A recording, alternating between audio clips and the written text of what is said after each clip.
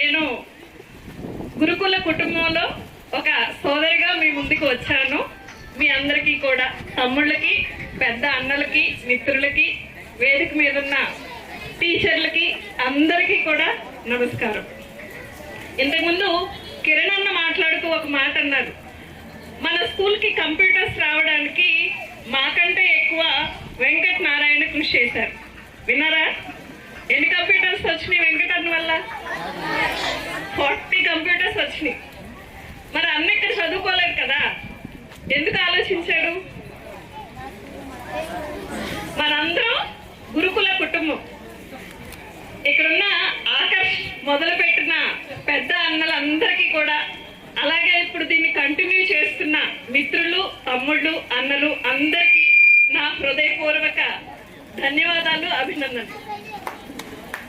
నేను, వెంకట్, అట్లాగే శ్రీనివాసు వేరే రెసిడెన్షియల్ స్కూల్స్ నుంచి మీ ముందుకు వచ్చాం. ఎందుకు వచ్చామంటే మేము నేర్చుకోవడానికి. ముందు మీరు చేసిన ప్రతిజ్ఞ చాలా అద్భుతంగా అనిపించింది. అసలు మీ కార్యక్రమమే సంయమ అంటే ఎంతమందికి అర్థం తెలుసు? సంయమ అంటే ఏంటి?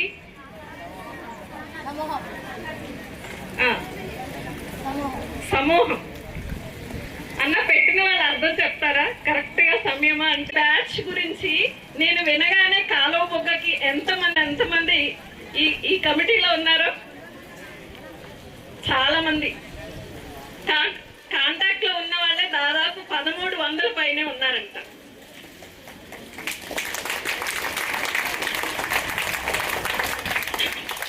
నేను ఇంకో చిన్న విషయం చెప్తా. నిన్న రాఖీ పండుగ గురించి ఇంకోసారి ఎందుకు చెప్పానంటే, నిన్న వెంకట్ నారాయణకి భీమిలి స్కూల్, భీమిలి పేరు విన్నారా? ఒక రెసిడెన్షియల్ స్కూల్ ఉంది వైజాగ్ దగ్గర. మేము విజిట్ చేస్తూ ఉన్నప్పుడు లాస్ట్ మంత్ ఆ స్కూల్కి విజిట్ చేస్తే మోటార్ ఒక ప్రాబ్లం వచ్చింది అని చెప్పింది. ఎవరు చెప్పారంటే ప్రిన్సిపల్ గారు చెప్పారు. ఆ ప్రిన్సిపల్ గారు కూడా తుని స్కూల్లో చదువుకున్నారు. తను కూడా ఒక అలమ్ని మెంబర్. తర్వాత ఆ ప్రాబ్లమ్ ని సాల్వ్ చేసింది విద్యాసాగర్ అన్న చెప్పేసి వేరే స్కూల్లో చదివిన అన్న, నర్సీపట్నం స్కూల్లో చదివిన అన్న బిల్డరు నిన్న ఆ ప్రాబ్లం సాల్వ్ చేశారు.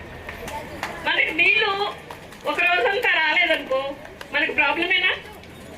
ప్రాబ్లమా కాదా? చాలా ప్రాబ్లం కదా. ఆ ప్రాబ్లం తీరేసరికి ఆవిడ చాలా సంతోషంతో థ్యాంక్ యూ అన్న, హ్యాపీ రక్షాబంధన్ డే అని వెంకట్ అన్నకు ఫోన్ చేసి ఆ ప్రిన్సిపల్ గారు ఫోన్ చేశారనమాట. ఇది మన గురుకుల కుటుంబం యొక్క గొప్పదనం. నేను కిరణ్ అన్నను కానీ, అంటే నాకు ఆ పేరు ఒకటే తెలుసు కాబట్టి అన్న పేరే చెప్తున్నా. ఇక్కడున్న చాలా మంది ఆకర్ష్లో ఉన్న పెద్ద మంచి స్థానంలో, ఇప్పుడు నాకు వేరే పేర్లు చెప్పారు. ఢిల్లీ శ్రీనివాస్ గారు, లేకపోతే విజయ్ గారు, ఇలాంటి చాలా పేర్లు చెప్పారు. మన స్కూల్ కి మీరు చాలా మంచి సపోర్ట్ ఇస్తూ ఉన్నారు. ఇలాంటి అవసరం ఉన్న స్కూల్స్ చాలా ఉన్నాయి మన రెసిడెన్షియల్ స్కూల్ సిస్టమ్ లోనే. మీకు సాధ్యమైతే మీ సపోర్ట్ ని కొంచెం ఎక్స్టెండ్ చేసి ఈ జిల్లాలో ఉన్న గర్ల్స్ స్కూల్ ని చూసుకోండి అని నా రిక్వెస్ట్. ఇంకోటి, ఇంతకు ముందు మాట్లాడినప్పుడు మన ఈ టీము శుభ్రత అని చెప్పారు.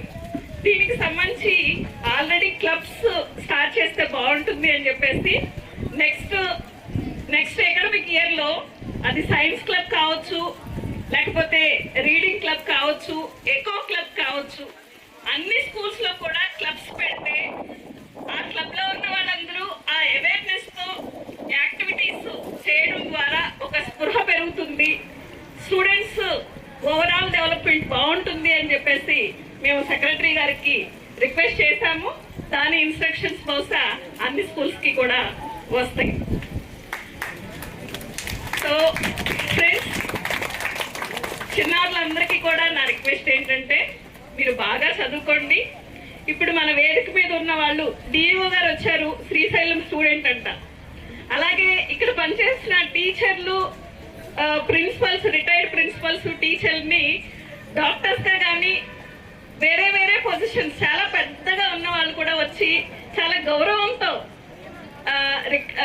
అంటే వాళ్ళని నమస్తే అని చెప్పడం కానీ, వాళ్ళకి పాదాభివందనం చేయడం కానీ చూస్తుంటే చాలా గొప్పగా అనిపిస్తుంది. అంటే ఈ స్కూల్లో చదువుకోవడం వల్ల చదువుతో పాటు ఎన్నో విలువలు మనం నేర్చుకొని బయటకు వెళ్తాం. ఇంకొకటి చాలా అద్భుతమైన నెట్వర్క్. మీకు సాధారణంగా ఎంతమంది ఉంటారు? అక్కలో చెల్లెళ్ళు తమ్ముళ్ళు ఎంతమంది ఉంటారు? ఒకరో ఇద్దరు ఉంటారు. కానీ రెసిడెన్షియల్ స్కూల్లో చదివితే ఎంతమంది ఉంటారు? చాలా మంది ఉంటారు కదా. మన స్కూల్ స్ట్రెంగ్త్ ఎంత ఉంటే అంతమంది ఉంటారు. సో వీళ్ళే కాదు, వేరే వేరే స్కూల్స్ లో ఉన్న వాళ్ళు కూడా అక్కలు చెల్లెళ్ళు అన్నలు తమ్ముళ్ళు అవుతారనమాట. ఇది చాలా పెద్ద గురుకుల కుటుంబం. మీరు చక్కగా చదువుకోండి. మీకు సపోర్ట్ చేయడానికి ఎప్పుడు కూడా పూర్వ విద్యార్థులు సిద్ధంగా ఉంటారు. ఇంకొకటి, ఎల్ఎండి మెంబర్స్ కి నా ఒక్క రిక్వెస్ట్ ఏంటి అంటే, ఇన్ఫ్రాస్ట్రక్చర్ మీద చాలా అద్భుతమైన కృషి చేశారు. మీరు చాలా ఖర్చు పెట్టారు. ఇంకా కొంచెం చిన్న చిన్న పద్ధతుల ద్వారా పిల్లల అకాడమిక్స్ పెంచడానికి ఒక సైన్స్ ల్యాబ్ ని బలోపేతం చేయడం కానీ, లైబ్రరీ కానీ, లేకపోతే డిఫరెంట్ వర్క్ షాప్స్, ఒక ఆర్ట్ వర్క్ షాప్, ఒక రైటింగ్ వర్క్ షాప్, ఇలాంటి డిఫరెంట్ యాక్టివిటీస్ పిల్లలకి కండక్ట్ చేయడం ద్వారా వాళ్ళ అకాడమిక్స్ లెవెల్స్ పెంచడానికి మనకి సాధ్యమైంది.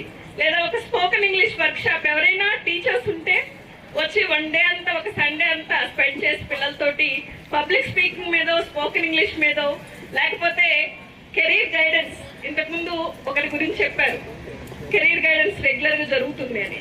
అది మన స్కూల్కే కాకుండా అన్ని స్కూల్స్ కి జరిగేటట్లు మీ వైపు నుంచి మీరు ఎక్కడుంటే అక్కడ మిగిలిన రెసిడెన్షియల్ స్కూల్స్ కి, ప్రత్యేకంగా మీ జిల్లాలో ఉన్న గర్ల్స్ స్కూల్ కి మీ సర్వీసెస్ ఎక్స్టెండ్ చేస్తే బాగుంటుంది అని చెప్పేసి నా అభ్యర్థన. ఇంకొకటి, మీరందరూ కూడా చక్కగా చదువుకోండి. ఇంతకుముందు కిరణ్ ఇంకొక మాట చెప్పాడు, మీరు ఉన్న వస్తువులను సరిగ్గా ఉపయోగించుకోండి. నేను కంప్యూటర్ నేర్చుకోలేకపోయానని ఒక స్టూడెంట్ చెప్పారని చెప్పేసి, ఒక 10 years తర్వాత లేకపోతే 20 years తర్వాత ఇప్పుడున్న జాబ్స్ చాలా ఉండవు. నేర్చుకోవడాన్ని నేర్చుకోండి. Learn to learn anything. ఏదైనా సరే మనం ఏది అవసరం, నేను ఏం కావాలనుకుంటున్నాను, దానికి ఏ స్కిల్స్ అవసరం, ఎవరి హెల్ప్ తీసుకోవాలి, నాకు ఎలాంటి హ్యాబిట్స్ ఉండాలి, మీకు మీరు మాట్లాడుకోండి. చక్కగా మీ లైఫ్ని డిజైన్ చేసుకోండి. దానికి కృషి చేయండి. ఆల్ ది బెస్ట్ అందరికీ. Thank you so much. పిల్లల చేత రాయబడిన పుస్తకాలు దాదాపు 200 పుస్తకాలు మన కాలుబుగ్గ స్కూల్ కి పూర్వ విద్యార్థులు మిగిలిన 200 పుస్తకాలు మన స్కూల్ లైబ్రరీకి వచ్చాయి.